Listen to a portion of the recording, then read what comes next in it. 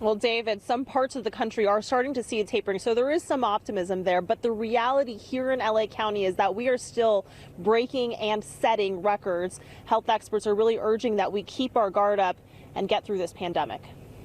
LA County has spent the past month pushing its all-time highs of confirmed COVID-19 cases. And tonight, the number of people dying from the virus has spiked too, with more reported today than any other since last March. Hospitalizations are up to more than 4,800 countywide, almost 159,000 across the country, a pandemic high. So much of that could have been avoided if we were able to convince more people to get vaccinated and boosted.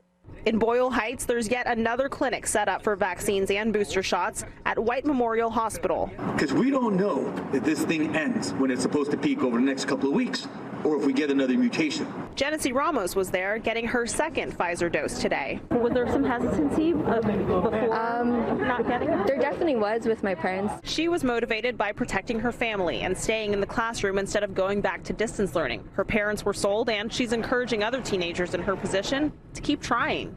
Maybe you give them a list of all the pros of getting vaccinated, That's what I did. More encouraging news from the Los Angeles Unified School District. On Twitter, it said the district's positivity rate remains lower than the overall county rate, doubling down on its message that school is the safest place for its students. Some students in Oklahoma, meanwhile, are getting off-duty police officers to fill in as teachers. In New Mexico, it's the National Guard. Still left unprotected at home or at daycare, children under 5. The FDA is expected to review vaccines for that age group as early as next month. It is likely that it will be a 3-dose vaccine.